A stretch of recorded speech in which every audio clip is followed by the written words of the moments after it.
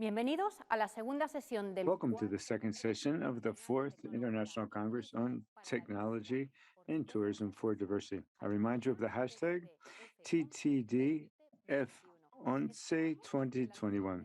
We hope you liked yesterday's session, and we wanted to remind you that in addition to the live sessions, you have very interesting sessions posted on the web. The ones that you can see today are those about applications for people with visual disabilities, moderated by Dani Guash, who's the academic director of the Chair of Accessibility of the Polytechnic University of Catalonia, which shows guidance systems for people with visual impairment indoors and outdoors, public spaces and transport, and obstacle detection applications, and the audio description workshop given by Olaya Luque.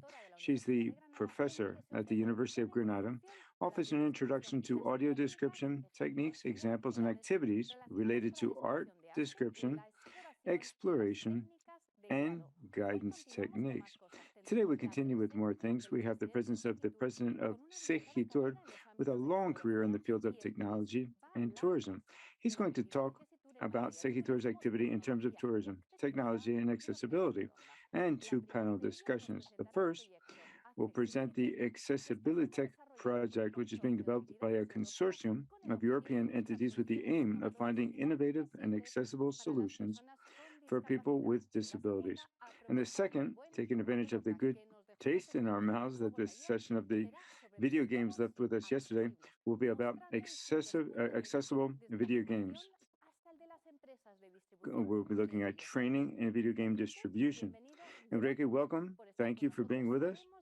We know the great effort you made to be able to participate in the Congress, and the screen is all yours. Thanks very much for that invitation. And it's a great satisfaction to collaborate with you. We've been doing this for many years now. When I was the general director of INCIBE, we collaborated and did some studies. So thanks very much for the invitation.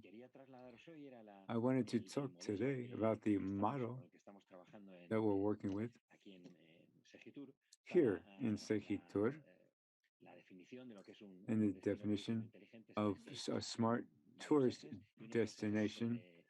And one of the important parts is accessibility. We're going to focus on accessibility, but also refer briefly to our vision. I wanted to remind you of just a few things. We 10% of the population needs help because they have accessibility difficulties, and it's helpful for a further 40% of the population. So this large number of people who can benefit from accessibility. This study was done by the World Tourism Organization and made reference to the right to having or to enjoy an accessible destination, and considering accessible all of these services and products that are included in a tourist destination, so that all tourists can enjoy the destination in an autonomous fashion. So this model of smart tourist destinations was developed with a series of national standards, which are voluntary, and also they meet all these requirements. And at SEGITUR, we use those standards to develop our smart destinations. So this standard deals with the management of tourist destinations. And then there's another one on accessible tourism. It's an ISO standard. So in the case of our model of smart tourist destinations, it's one of the 5 pillars of our governance, the vision to the future, management, participation, responsibility, control, innovation, management of the governance, and what we shared with colleagues in Latin America. Some reflections were one of the people speaking from the World Bank made a reference to a study that shows that the main problem faced by that destinations have is not technology, but rather to being able to have good governance and innovate in the form of governance. That's where there were some difficulties in managing destinations. And then we looked at the technology component applied to governance, technological infrastructures at destinations. For example, in Spain, how, since tourism is concentrated in a small area, requires a great effort by infrastructures during periods of time. Other infrastructures, like hotels and buildings and so forth. So we have sustainability, natural heritage, and then the economic development of this sector, and then accessibility.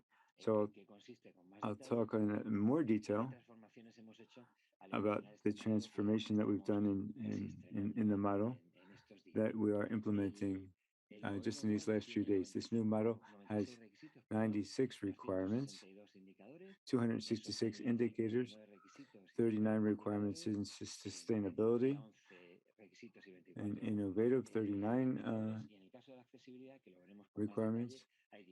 And in accessibility, we have 17 requirements. And the areas that we're working in accessibility, management of accessibility at destination, and the implementation of accessibility at the destination. I'm going to talk how we define each one of these modes, what results come from our evaluations, and then we'll talk about some best practices that we've identified in both of these areas. Now, having identified the areas, the management of accessibility at the destinations and the implementation, we'll move on now to the requirements.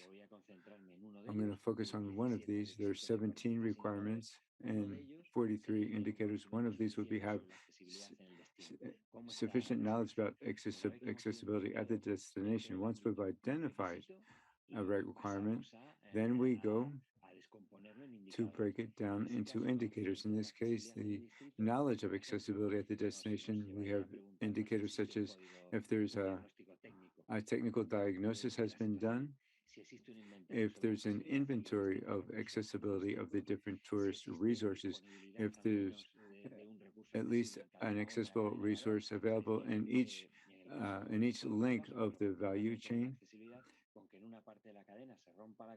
If the chain is broken, the experience is not going to be good.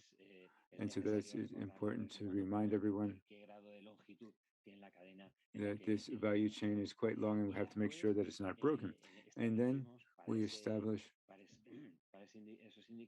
for those indicators, we establish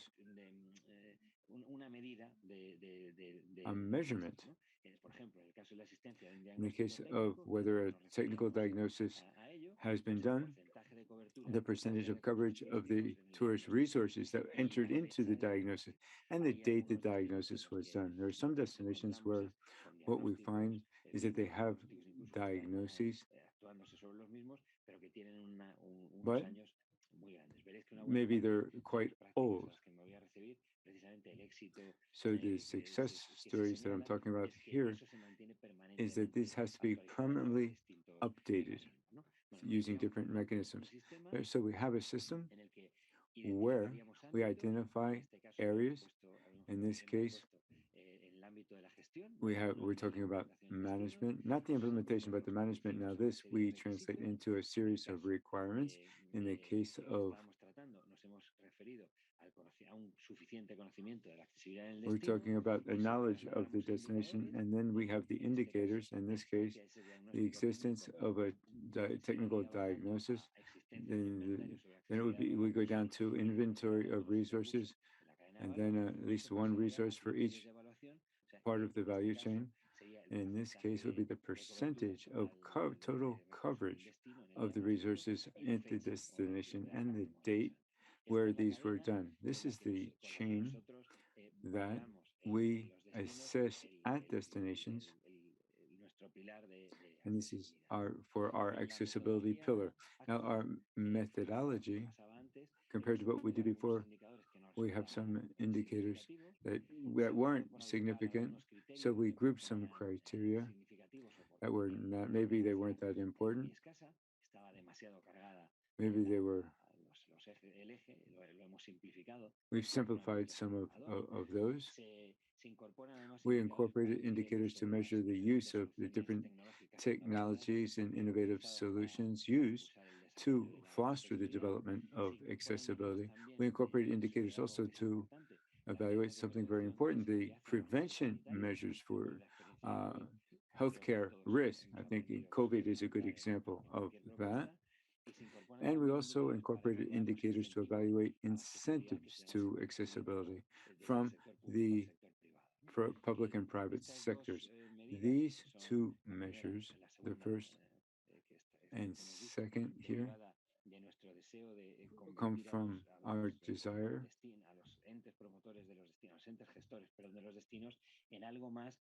to do more than just comply. We want to do more than comply, coordinating with other areas and so forth. We also want, or we have a vocation to go over and above the organization and mobilize this tourist sectors that they participate in these criteria. And that's why we have these types of indicators. And also, we have a lighter methodology now and a more objective methodology. We used to have 53 requirements and 83 indicators in these different areas. And now we have 17 requirements, 43 indicators, 120 evaluation criteria, and 2 areas. This is important. It makes the whole process a little bit lighter, a little bit swifter, and in terms of the evaluation criteria, we sometimes had to provide documentation on these. The evaluation criteria now are more objective. If there's a problem with bias and noise in the assessment, for example, if you have bias, maybe all of the criteria are above or below the mean, that's a bias, and noise is when everything is very dispersed. To prevent this situation,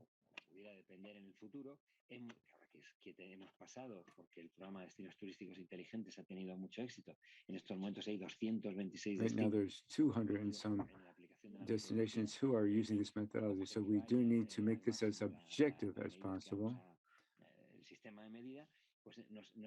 So now we focused a lot on these 120 evaluation criteria, so as far as possible to contribute to lower the noise in the and eliminate bias in our analysis. It's impossible to do that 100%, but we've made a concerted effort to do that. So that's the methodology. It might seem a little bit complicated, but this is the instrument that we use to measure things, and it has significant advantages for a manager because this is all of the know-how that we have. Important with things need where we have to put our attention. It's really a guide, and it's our internal legitimizer, really, or the excuse or the context to work with other. We work with people, work with tourists. It's also important because this will give us an indication that we have an inventory of accessible resources and so forth. So for the So having this methodology is not just a formality, it really is, it's a way to synthesize the knowledge that we have and to make real objective comparisons and so forth to mobilize the tourism sector, to provide expectations for tourists that we're looking at very rigorous criteria and so forth. So it really is a significant contribution. Now, having said all of this, what do we, or what do we analyze at the destinations? What we do is we measure two basic areas, accessibility management and the implementation at the destination. In the first, the management of accessibility at the destination, we assess and do a diagnosis of the different strategic instruments, the planning of accessibility or communication on accessibility conditions at the destinations. Now, what do we measure in this area? Well, compliance with the rules, accessibility rules. Sometimes there are contradictory mandates in between heritage organizations and other areas of the city council. Compliance with national legislation. Second, we look at whether there are specific rules on the application of accessibility. Here we look at and whether we look at accessibility in other different types of areas in parking and so forth. Sometimes that's a conflict as well. Maybe there's a rule, a specific accessibility rule, but in the parking lots, for example, that has not been borne in mind and it's not coordinated. And then we have human and technical resources to manage destinations. If there's been training has been offered to staff, the existence of plans, cross-cutting plans of accessibility that cover the whole destination, the training of managers in these issues, and also looking at the different types of disabilities as well. The existence of management tools, electronic administration of accessibility, and if there are actions that promote accessibility. In other words, not just complying with what we have set, the rules we have set for ourselves, but developing new possibilities for accessibility. And then in the case of implementation, this was the second area. The first was management. So basically in implementation is we have to foster accessible environments. And here we measure two things: physical accessibility, ramps, and digital accessibility. So the web page, the application, see if they comply with all of the standards. In physical accessibility, remember that we have to look at the whole chain, the transport, restaurants, activities, training, all of this, or in each of these, in hotels, restaurants, and so forth, and the experience in a train or an automobile, these could break the chain, the accessibility chain. So it's important that you cover the entire chain. And in this area, what we analyze is the accessibility measures to infrastructures. One thing is having the rule or the standard. Another is looking at the impact of that standard on infrastructure, accessibility of information. That's a whole chapter in and of itself. All the different pamphlets and so forth. The accessibility conditions in different physical spaces throughout the territory. The tourist offices, museums, parks, event management. We need to measure all of that, and then we need to verify that on site that the accessibility and governance and so forth is, we have to make sure that it's done on site and that we have to go and visit places to make sure to look at that these standards are being complied with in the public and private sectors.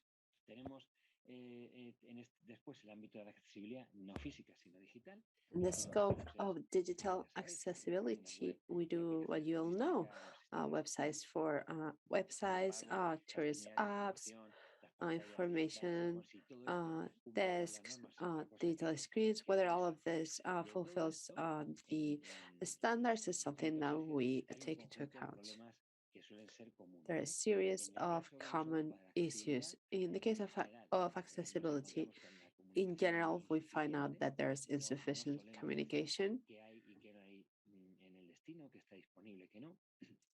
We say whether something is in destination or not. There's a scarce management of accessibility. There's not enough training or intention.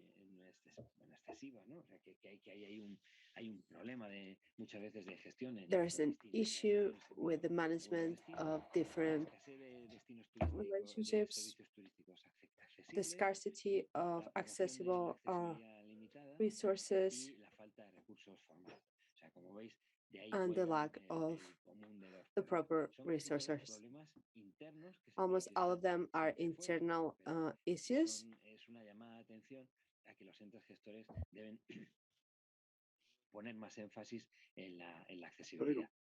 Oh,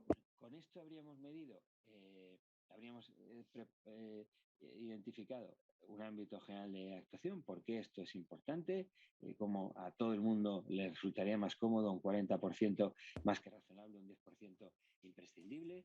Hemos repasado la metodología. We have reviewed the methodology. Remember that we have changed the different axes. They're divided by evaluation criteria.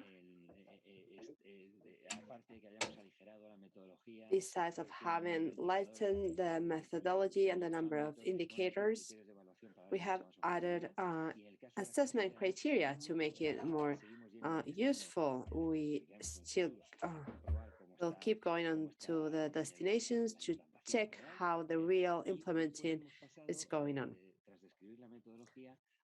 Then we started, after describing methodology, to another way to measure. When we measure, what we find at the destination, what we understand as management, implementing, and other general considerations that can be improved that are closely linked to management, specific units, assessment, etc. Un detalle de qué se mide y las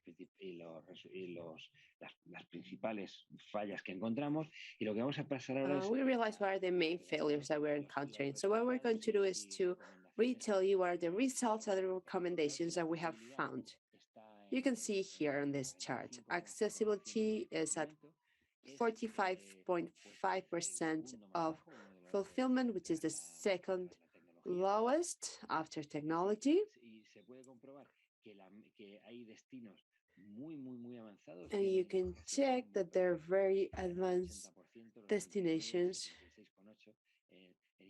Implantación de accesibilidad en el destino en 76, en el 89 en gestión de la accesibilidad. 77% in implantation of accessibility at the destination.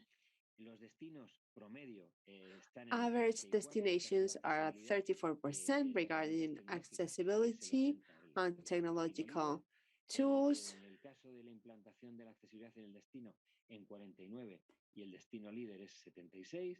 Leader destination is 46. In the case of accessibility management at the destination, we have 41% average and 89% destination. And regarding standard frameworks are 42% and 80% at the most advanced destination. And they're quite symmetrical, but they're separated by almost 40 or 30 points, depending on the case. This allows us to have an image of how is the average of our destinations regarding accessibility and what are their components. We also do other types of consideration, other types of reports where the regulatory framework is at around 42%, the implementing of accessibility 41%. You can see it all on the slide. This allows us to establish comparisons. And you can do improvement policies that are much more accurate. You don't need to look into accessibility in general. You can look at the implementation of accessibility at the destination. There's a specific thing that is lacking, so you can promote either the hiring or more staff, whether there's a need for better training on technology, on the tools that are being used. You can provide public grants. You can do publicity campaigns. You can focus on exactly what is lacking instead of doing this very general policies. Among the recommendations that we carry out after doing all of this reporting, what's the most useful thing? To demand to comply with the regulatory framework. There are some things that are not being complied with. You know better than me. Sometimes it's difficult to launch things in cities because they're contradictory regulation. The second place, very typical point is the establishment of accessible tourist development, strategies for accessible tourist development. This can be, we also have cross-sectional accessibility plans that involve every area at the local government. Everyone should follow the same logic. It doesn't matter what area of local government they work at. We also recommend doing a centralization of public buying and hiring and integration using accessibility criteria. What to buy and how to do it. Also, the training of human resources regarding care for people with disability and the design and promotion of accessible tourist products and services. And lastly, information and a catalog regarding the accessible tourist offer. These are some of the regular recommendations that we do.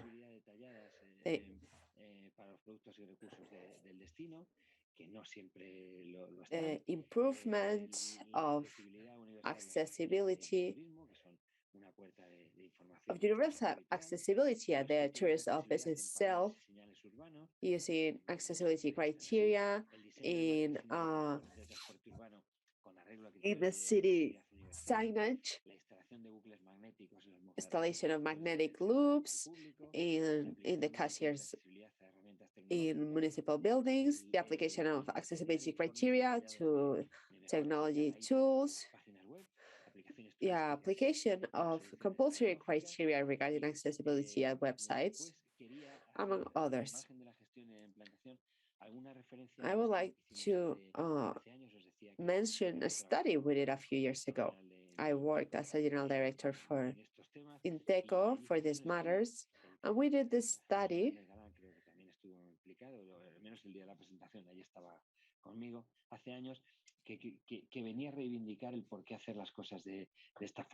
This study pointed out why we need to do things in this way. The percentage of people in the EU, we can see here a 14.5%. Serán criterios distintos, pero es que ronda esa cantidad de las personas que objetivamente tienen una necesidad That's the approximate ayudas.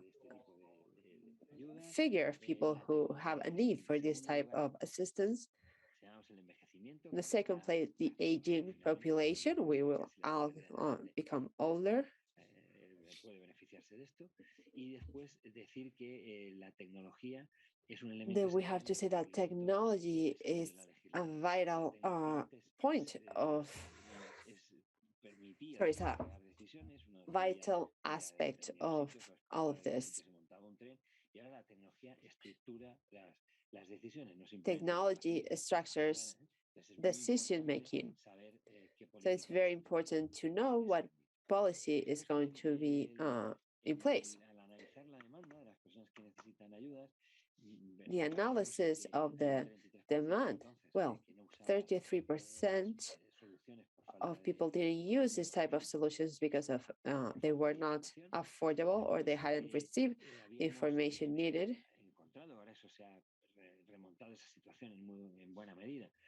We also found that there was a lower participation of user and associations for the definition of what were the things that were needed, both in engineering and telecommunications. There are people very well trained with great qualifications, but they design products without actually talking to the users. So 12% of the survey hadn't weren't satisfied with their demands. There's a lack of fitting to the demand.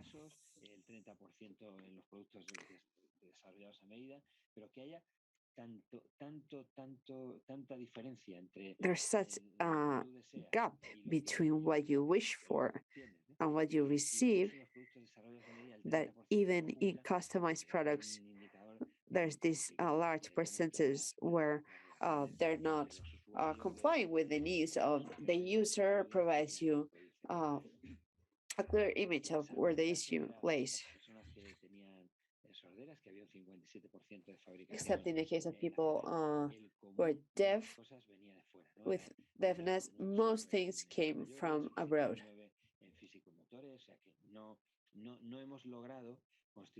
We have been able to achieve an industry that keeps up with the standards, neither in volume, nor in dialogue, nor in customizing to the needs of the clients, of the users. When analyzing what we're offering, we see that the producers are an emerging sector, but are highly fragmented.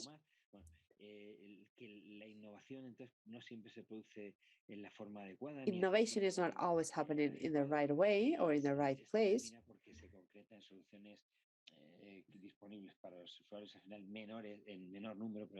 So there's a lower number of solutions available to clients.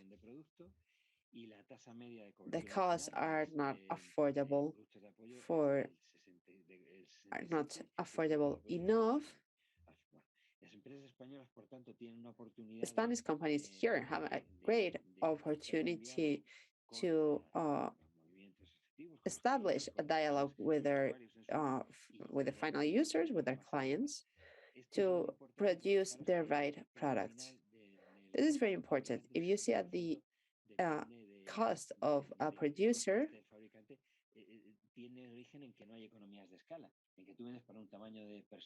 is based on not having scaled economies, so prices go up.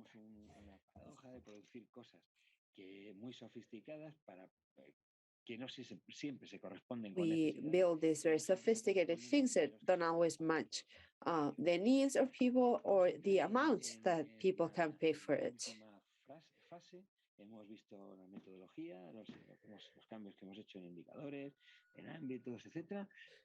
Well, regarding good practices, we've looked at indicators, at our methodology, what type of things are measures, We have applied this methodology, and we are going to look into the good practices that we have been able to establish in both scopes, implementing and execution. Here we have the example of Santander, which is one of our best destinations for smart cities.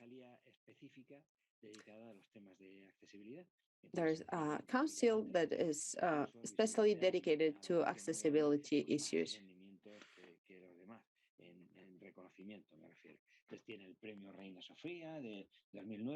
They received the Reina Sofia Award in 2009, and they also received several other awards. It has a long tradition of receiving awards due to this specific council. We also have the example of Avilés. They follow every building project or any reforms that are performed in the municipality. So they have this committee that is presided by the mayor and that combines representatives from the political groups, municipal technicians, and representatives from citizen associations. They also supervise any building works.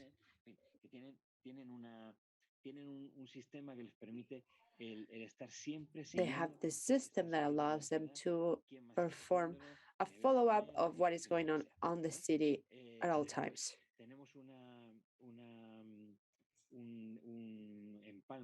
El destino realiza acciones de formación y en materia de accesibilidad para que los trabajadores atiendan. Also in Palma, we have this training on public officers or people who have to face the public in order to improve their activities when it has to do with dealing with people with disabilities.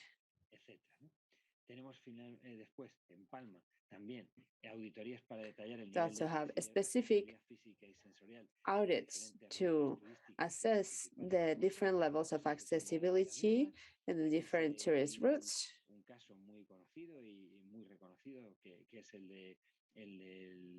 El diagnóstico de accesibilidad que se hizo sobre las playas de Ciudad Jardín y playa. There's accessibility diagnosis regarding the beaches of Ciudad Jardín and Palma, and they received this INR certification.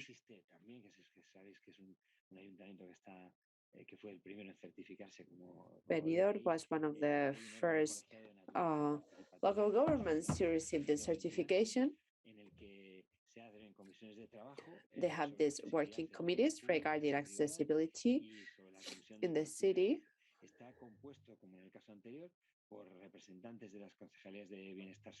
It has representatives from the Wellbeing Council, members of other councils as well, and political groups.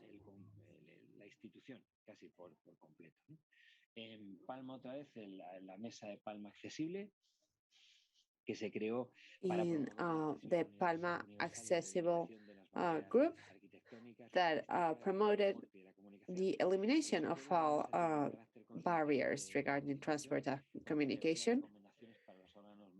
They provide recommendations to the municipality groups. It's a great practice.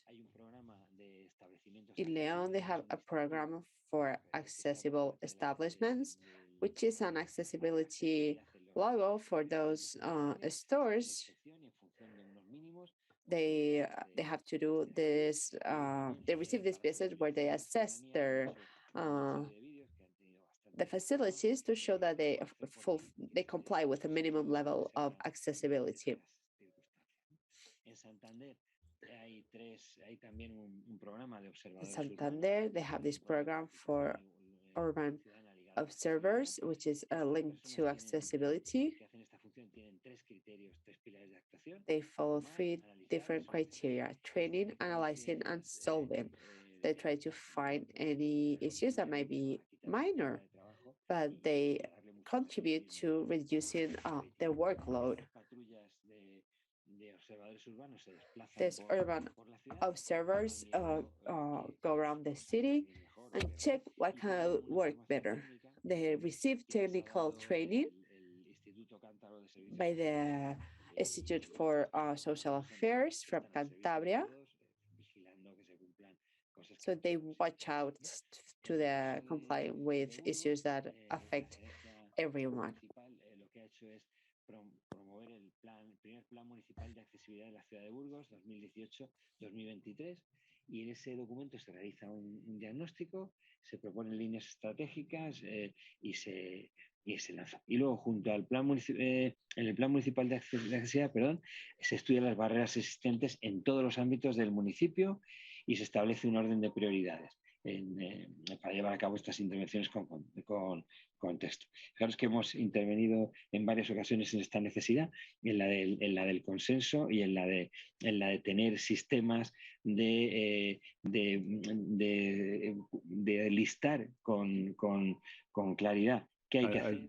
A clear list to promote everything that has to do with the budget, the programming works.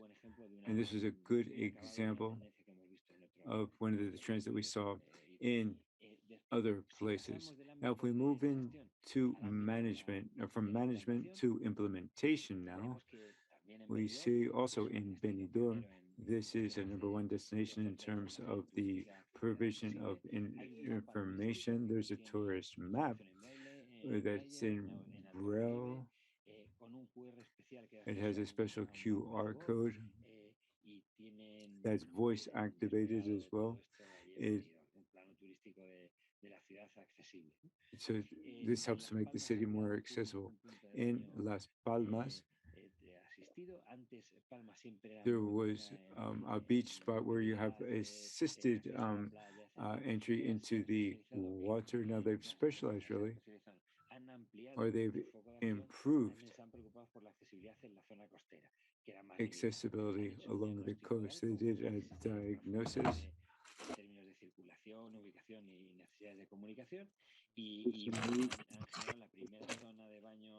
First assisted bathing area they established. And that was done very, very well. There was an ongoing exercise of monitoring and measurement for these services. And then, so again,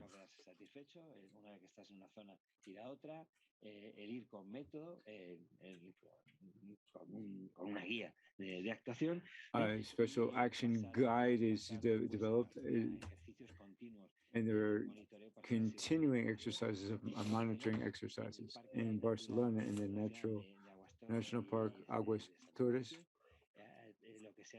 What they've done,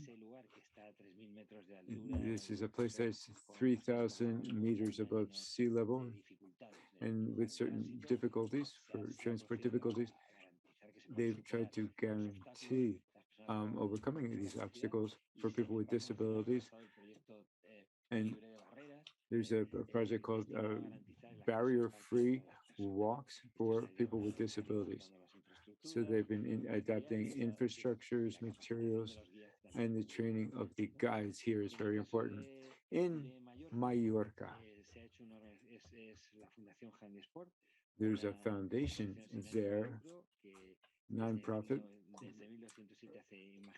and since 2007, they've been doing sports activities adapted for people with disabilities. Specifically, there are 2 projects that I wanted to talk about: hiking for everyone in the area called Tramontana, which is World Heritage, and there's excursions in 4x4 vehicles throughout the park. In Galicia, this was initially focused on the Way of St. James in the Holy Year, And what they've done is they've used technologies on specific applications in the web page to make Santiago more accessible. They have a whole series of services. En fin, y otra serie con independencia del sistema operativo, otra serie de cosas, ¿no? Luego se han hecho más And cosas. then more things have been done in Valencia. In SEGITUR, Valencia has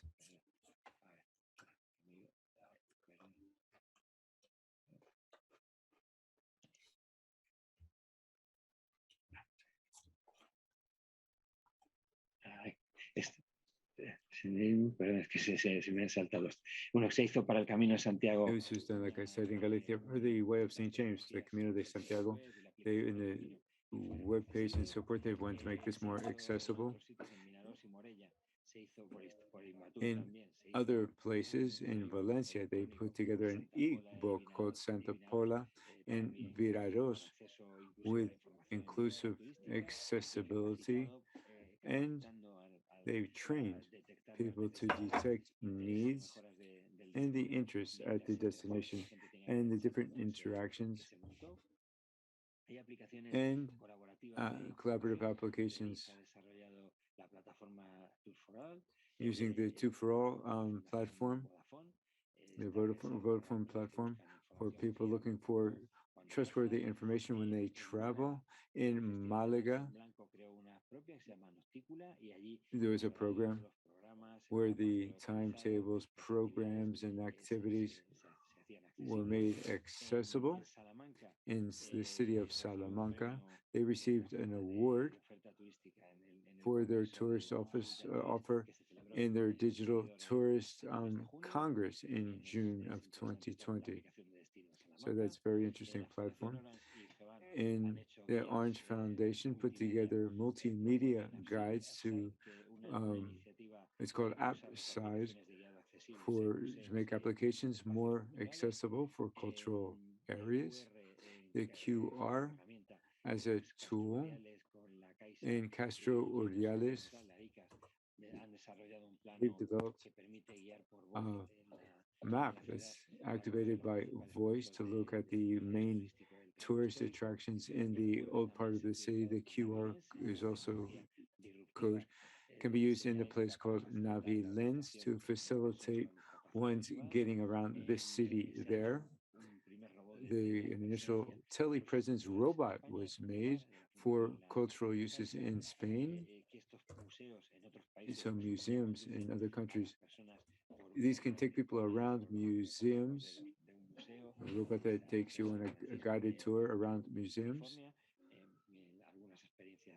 There's several experiences of that type. And so with that, I'd like to conclude and answer any questions if you have them.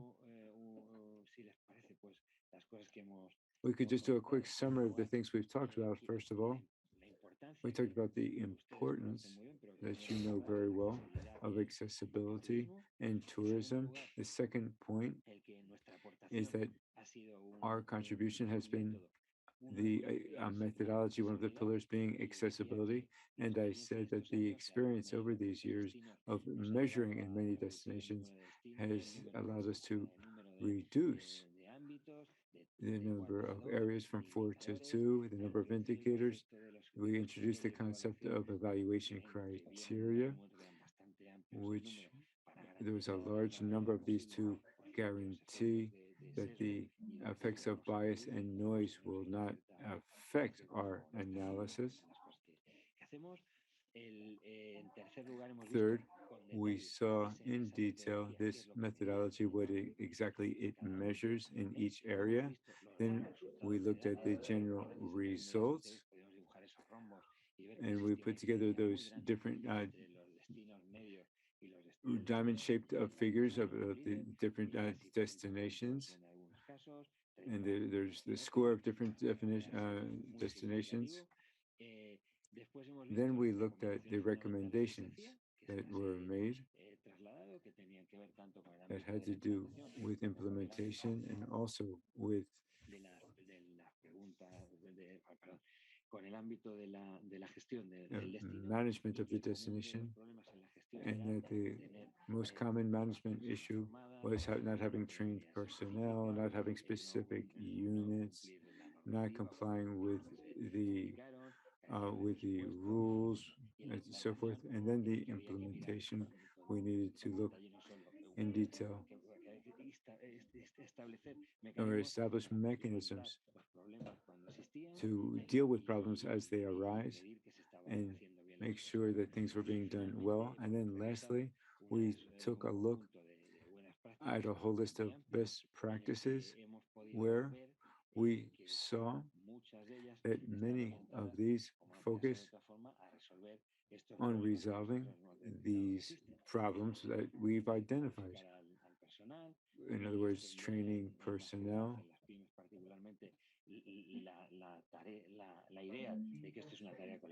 showing that this is a group issue that we can all work on, all the different ways to improve accessibilities. We also looked at the efforts to measure using web pages, data, chat box, and to have the capacity to update these constantly to see where we comply with the rules or not, to get this on the agenda in the city council to see if there's a budget or for these things or not, if planning is done for this.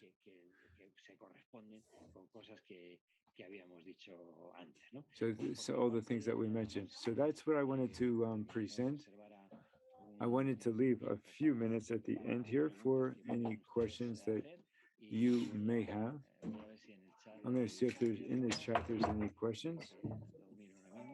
I'll take a look at that now. If not, you could make your questions now.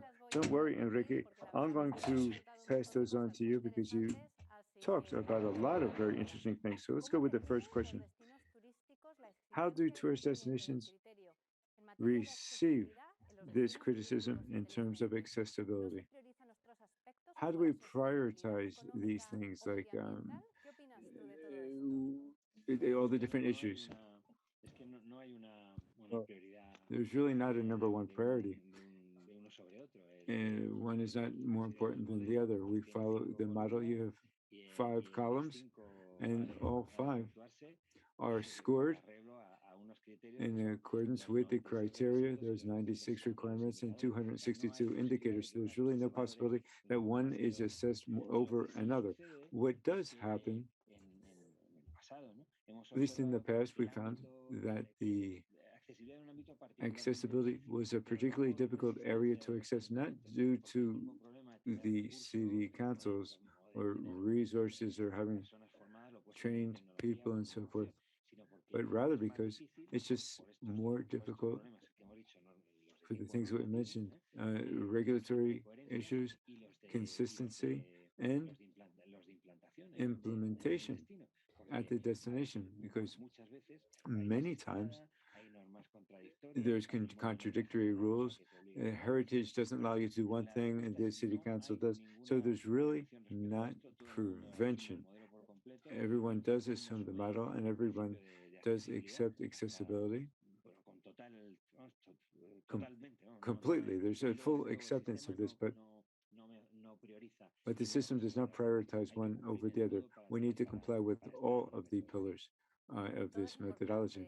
So everything is important. Now the next question is, why is universal accessibility not taken into consideration in implementation, both digital and physical? Well, I did skip over this because there's one of the things that we did do is left this part out because I said at the beginning we had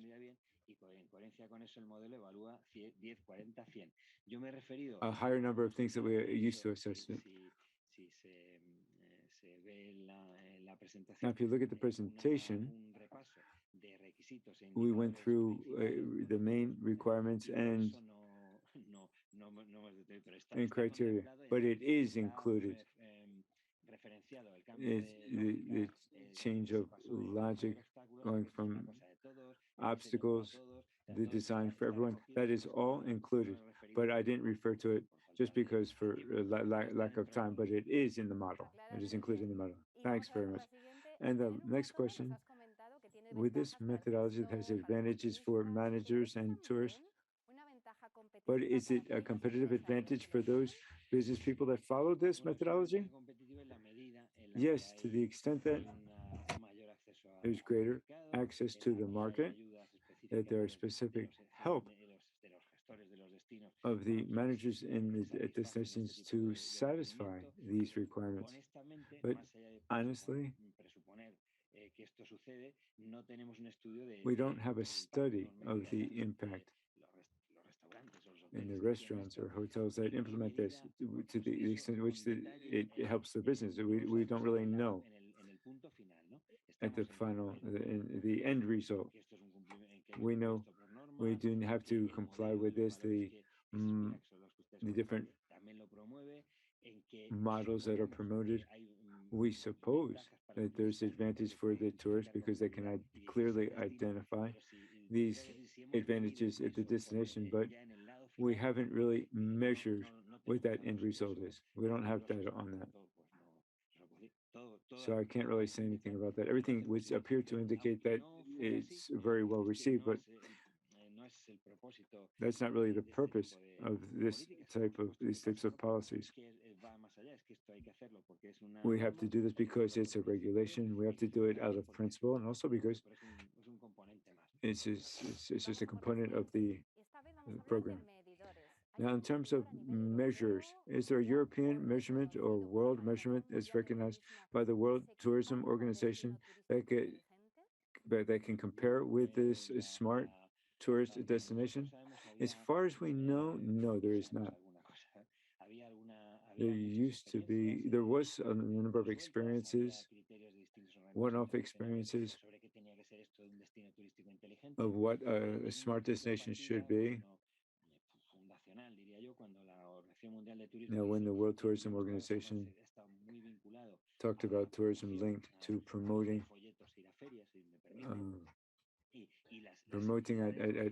themselves at fairs and so forth, and managers had to manage destinations because all of the evidence indicated that 50% of success of tourism comes from doing things well in public services, cleanliness of the destinations, water quality, and so forth. Those principles were there, and the merit in Spain, the Secretary of State, is that they've done this very well. They have indicators so they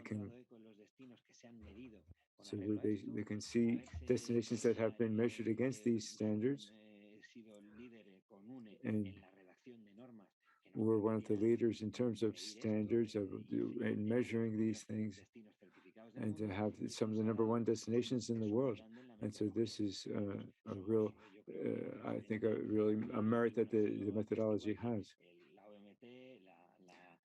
So the WTO, the European Commission, the OECD, the Inter-American Development Bank, they know that we're promoting this model in Latin America, and so in many cities in Latin America, and recently in some European countries and African countries have been watching the way we're organizing things. So Spain does have, I think, plays a leadership role, a clear leadership role in this. And we've taken this very seriously to change perspectives,